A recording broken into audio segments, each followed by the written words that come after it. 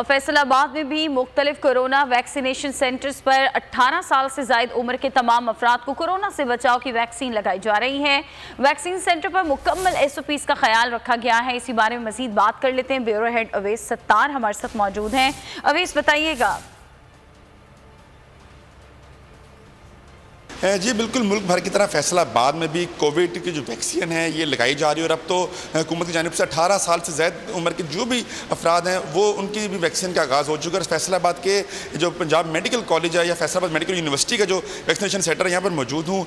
काफ़ी ज़्यादा रश भी देखने में आ रहा है, लोग धड़ाधड़ यहाँ पर आ रहे हैं वैक्सीन लगवा रहे हैं और अच्छे इंतजाम भी किए गए हैं। इंतजामिया की जानिब से प्रॉपर जो SOPs तय किए गए हैं उसके तहत तमाम लोगों को यहाँ पर वैक्सीन लगाई जा रही है।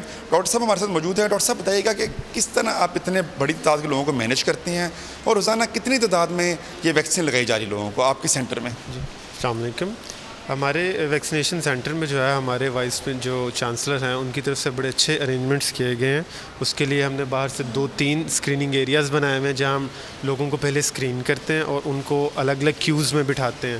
फिर उसके बाद जेंट्स के लिए और लेडीज़ के लिए अलग से काउंटर बने हुए। ये 2 रूम्स जेंट्स के हैं और सामने 3rd रूम जो है वो लेडीज़ के लिए है।